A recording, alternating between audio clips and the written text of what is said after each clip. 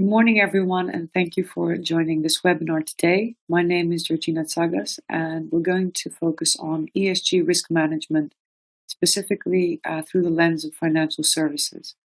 So rather than treating ESG as a conceptual sustainability topic, we're going to ground it in something much more practical, how it actually shows up in risk management frameworks, in regulatory expectations, and also day-to-day decision-making inside financial institutions.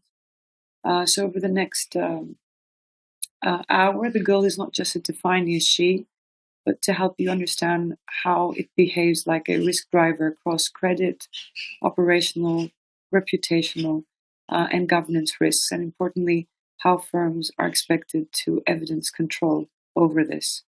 So by the end of the session, you should have a clearer view of how to identify ESG risks, where they sit in your organization, and how they can be embedded into existing frameworks without reinventing your entire system and structure.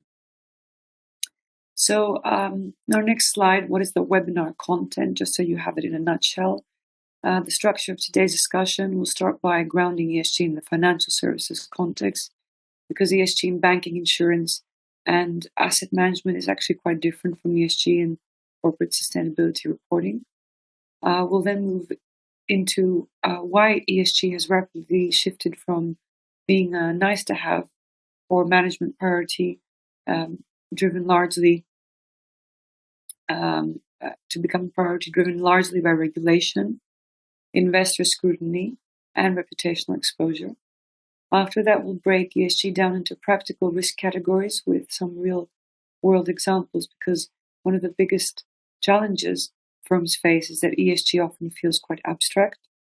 And we'll move into the practical side. How do you actually identify ESG risks inside an organization, how you integrate them into existing frameworks, and how regulators are expecting for you to evidence this. And of course, we'll finish off with some common mistakes, because in practice, most firms will struggle not with understanding what ESG is, of course, but with operationalizing. So let's look at the next slide on what ESG actually means in financial services. So as you already know, it stands for environmental, social, and governance factors. But in the financial services, that definition alone is not really practically useful. What matters most is understanding ESG as a risk lens applied to financial activity.